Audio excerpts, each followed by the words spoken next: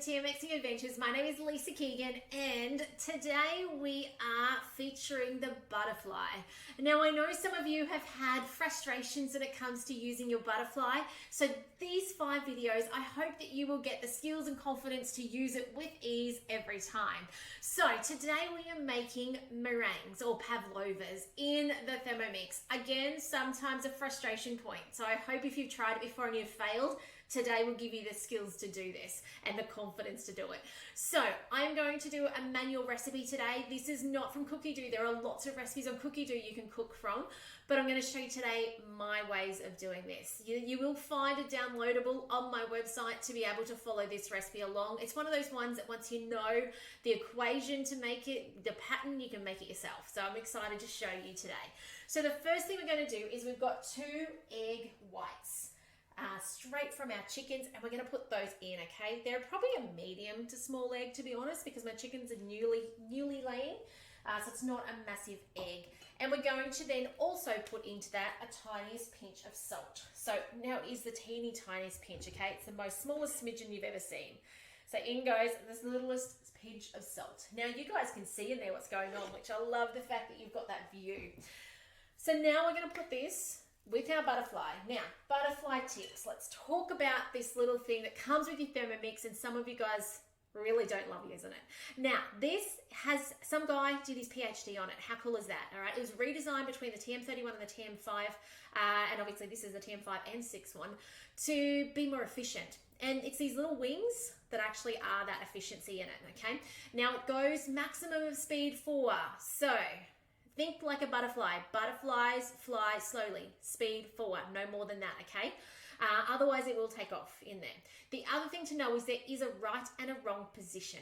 Now, the way to do this is you look for your high setter blades. Now, in my bowl at the moment, my high setter blades, you can see them. I'm going to go right on top with the butterfly right now and point them out to you. Can you see that's high set? And the other set, these set, are the low. They're going down to the bottom of the bowl.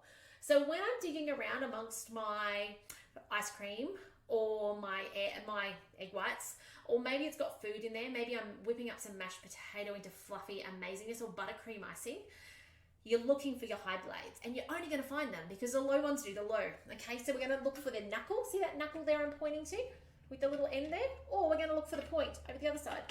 I used to say just look for the knuckle, okay? And when you find that knuckle, we're going on the blunt side. Now, the blunt side is the side that does not have a triangle front. So when I look at this here, this knuckle, okay, I'm going on the blunt. Now, can you see the blunt? I'm putting it down the side there now behind. That's blunt, okay? So it plops in like that. Now, it's actually easy with nothing in there to see that that's a smaller gap. When I give it a wiggle and a jiggle, it is significantly smaller than if I go wrong way in front of that blade, which is I've got a bigger one. But when you've got food in there, super hard to tell.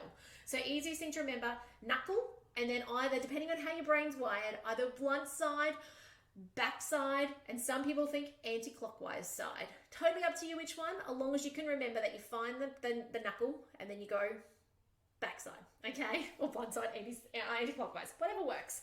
Now, 3.5 is our magic aeration speed, okay, with our butterfly.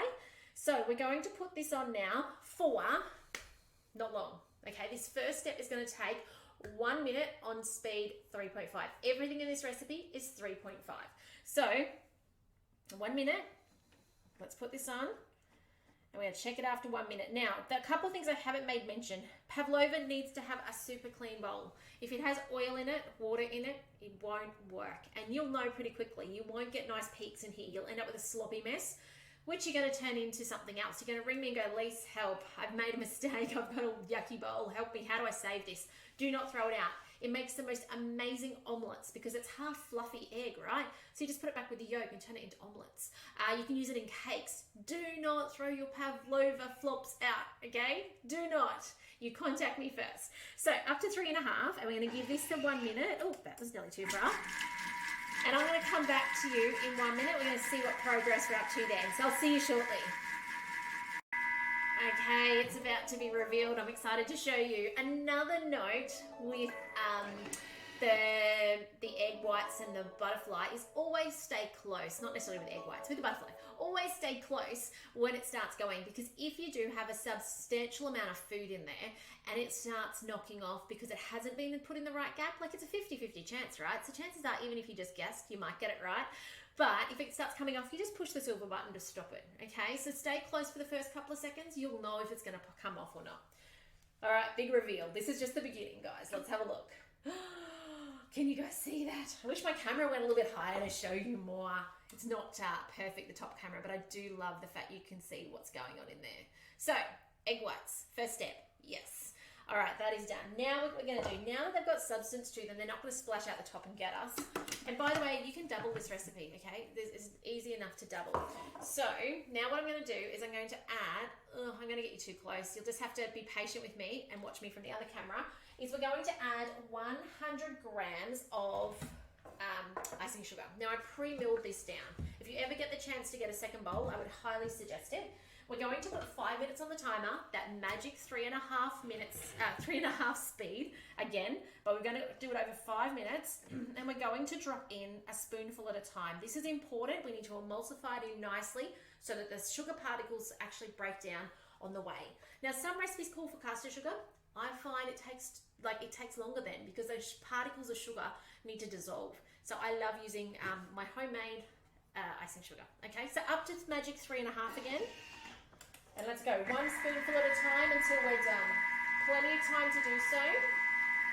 Drop it around the little cog in the middle. I know you can't particularly see I'm doing that, but I'm intentionally trying to put it around the outside of the bowl, not onto the center of the butterfly. So let's just do this. We've got 5 minutes to get all this incorporated in. How good is homemade icing sugar? If you're still buying icing sugar, it is time to be converted, okay? It's going to save you money. You know exactly what's in it. Oh, it's looking so glossy. I'm just going to give it a second. I can hear it's a bit grindy in there, so that's when I know I'm going to give it a second to actually catch up and dissolve those sugar particles. I won't do that. It's going to scrape down the bowl, but I don't know if that spatula's clean. All right, let's keep going.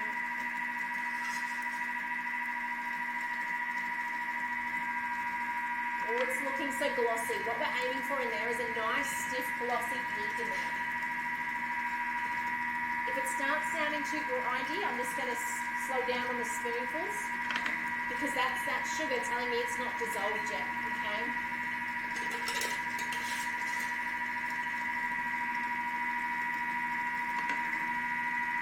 Oh, it's looking great. I'd love you to put in the comments. Something's rattling. I'd love you to put in the comments if you've made pavlova. Have you had a fail or an amazing one? Let me know. Okay, it is one of those things. Nearly done.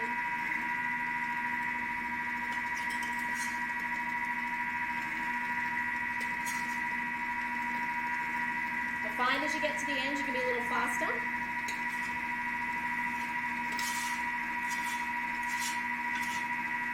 Alright. Give it a bit longer. I don't know that I'm going to need the full 5 minutes, but we'll just see. Certainly if you have caster sugar, you'll have to go a lot slower than I did today. You know what? If you've got caster sugar, better still mill it down at the beginning so that you don't have that problem. We've got 2 ingredients left. So everything's shaking. So the pattern today is you're going to put in 2 egg whites to 100 grams of sugar.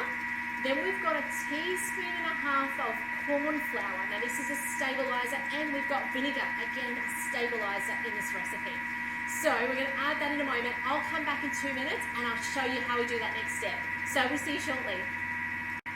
Okay, I've moved that camera a little bit so you can see that glossiness in there. And here we go, we're done. Can you see how solid that is in there? That's what we're looking for. So how cool does that look? I did move that camera a little bit so you guys can see, but look at that. Oh my goodness, so cool. Now, we've got 2 ingredients left to add. We need to add them while it's going, okay? Back on magic speed 3.5, and we have 2 teaspoons of corn flour, and we have 1 teaspoon or 5 grams of vinegar, okay? So these are stabilizers, so we're gonna go up to speed 3.5. We're gonna bring up our scales. Gonna go 5 We might actually put this in first. 2 teaspoons of corn flour. Let's put the corn flour in first to stabilize it. And then we want 5 teaspoons of vinegar. Now, if you're doing this on a TM, hopefully that wasn't too heavy. Anyway, if you're doing this on a TM5, just something to be mindful of, I'm just going to stop that now, that was 30 seconds. Something to be mindful of if you're on a TM5 is your scales are not quite, and even a TM31, your scales are not quite as sensitive as a TM6. So you need to go more solid when you're pouring today vinegar, but it might be oils into your machine for recipes that you need to go a really heavy glug at the beginning so that it actually recognizes it. Otherwise it doesn't realize, because you've got to get to 5, right? Whereas the TM6 you only get to 1. So, and you even saw there how quickly got to 5. I mean, 5's a teaspoon, so if you've got a TM31, then that might be for you. Look at that, guys. Does that not look amazing? Oh my gosh. All right, so now we're done. Can you believe that? We are done. And I could hold that over my head and they're going to hold their shape. So now what we're going to do is we're going to get a tray. Now you do need to heat your oven to 110. This is how we then finalize this. I know we're featuring the butterfly today, but I want to give you added value and just show you how to finish this off today. So I did have a tray that I brought in somewhere. There it is. Excuse me for one moment while I grab that. We are just going to put little scoops. I'm making little mini pavs. So all you need to do is actually grab a spoon and put 2 scoops. Now if you want to be really particular, look at that.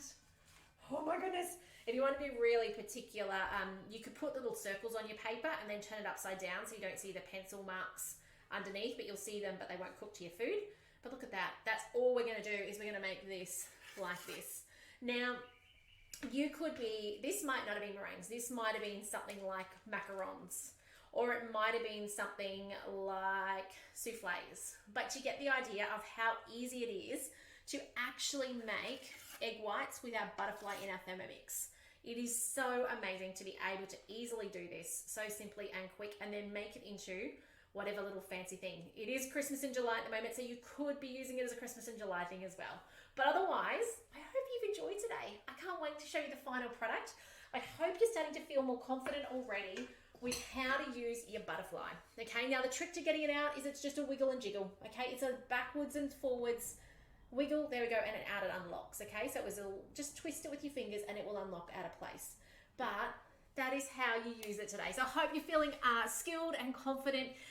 Can't wait to show you the final products of these little meringues. I hope you'll give it a go. I hope I've inspired you. But otherwise, thanks for joining me today. My name's Lisa Keegan from Thermomix Adventures, and I can't wait to inspire you more this week with more videos on how to get the most out of your butterfly for your Thermomix. But take care, and I'll see you tomorrow. Bye for now.